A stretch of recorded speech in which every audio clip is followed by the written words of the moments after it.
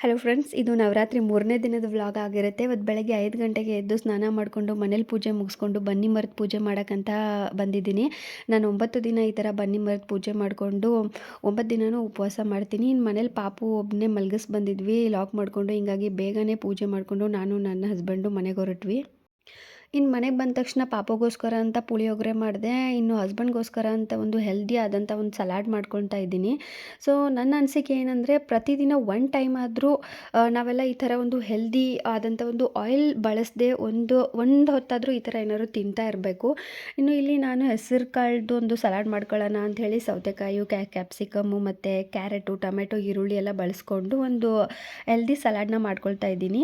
ಇನ್ನು ಜೊತೆಗೇನೆಂದರೆ, ಸ್ವಲ್ಪ ಸಲಾಡ್ಗಳು ಹೆಂಗಿರ್ಬೇಕಂದ್ರೆ ಟೇಸ್ಟು ಇರಬೇಕು, ಜೊತೆಗೆ ಪ್ರತಿದಿನ ಸೇಮ್ ತಿನ್ನಬಾರ್ದು. ಒಂದೇ ಥರ ತಿಂದುಬಿಟ್ರೆ ನಮಗೆ ಒಂದು ಡಯಟ್ ಪ್ಲ್ಯಾನ್ ಆಗಿರ್ಬೋದು, ಒಂದು ಹೆಲ್ದಿ ಒಂದು ರುಟೀನ್ನ ಕಂಟಿನ್ಯೂಟಿ ಮಾಡೋಕ್ಕಾಗಲ್ಲ.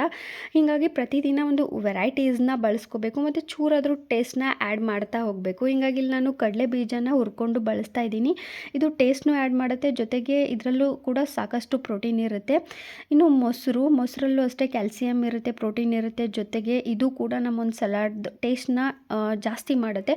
ಹಾಗಂತ ಪ್ರತಿದಿನ ಬರೀ ಇದೇ ಸೇಮ್ ರೆಸಿಪಿನ ನಾವೇನಾದರೂ ಬಳಸ್ಕೊಂಡ್ರೆ ನಮಗೆ ತುಂಬಾ ಬೋರ್ ಆಗುತ್ತೆ. ಸೊ ಜೊತೆಗೆ ಇಲ್ಲಿ ನಾನು ಸ್ವಲ್ಪ ಉಪ್ಪು ಮತ್ತು ಬ್ಲ್ಯಾಕ್ ಪೆಪ್ಪರ್ನ ಬಳಸ್ಕೊತಾ ಇದ್ದೀನಿ. ಇಲ್ಲಿ ಯಾವುದೇ ರೀತಿ ಮೆಣಸಿನ್ಕಾಯಿ ಮತ್ತು ಚಿಲ್ಲಿ ಪೌಡ್ರನ್ನ ಹಾಕ್ತಾ ಇಲ್ಲ, ಬ್ಲ್ಯಾಕ್ ಪೆಪ್ಪರ್ನ ಬಳಸ್ಕೊತಾ ಇದ್ದೀನಿ. ಸೊ ಜೊತೆಗೆ ಚೂರು ಮಿಕ್ಸ್ಚರ್ನ ಹಾಕ್ಕೊತಾ ಇದ್ದೀನಿ. ಇದು ಆಪ್ಷನಲ್ಲು.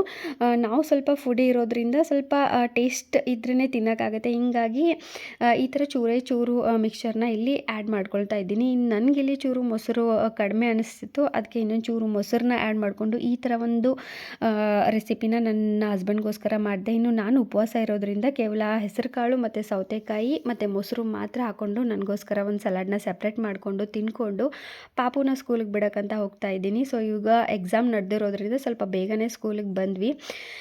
ಸೊ ಇದಾಗಿತ್ತು ನನ್ನ ಇವತ್ತಿನ ಒಂದು ಮಿನಿ ವ್ಲಾಗ್. ನಿಮ್ಗೆ ಇಷ್ಟ ಆತಂದರೆ ದಯವಿಟ್ಟು ಲೈಕ್ ಮಾಡಿ. ಲಾಂಗ್ ವಿಡಿಯೋ ಯೂಟ್ಯೂಬಲ್ಲಿ ಅಪ್ಲೋಡ್ ಆಗಿದೆ, ಚೆಕ್ ಮಾಡಿ. Thank you.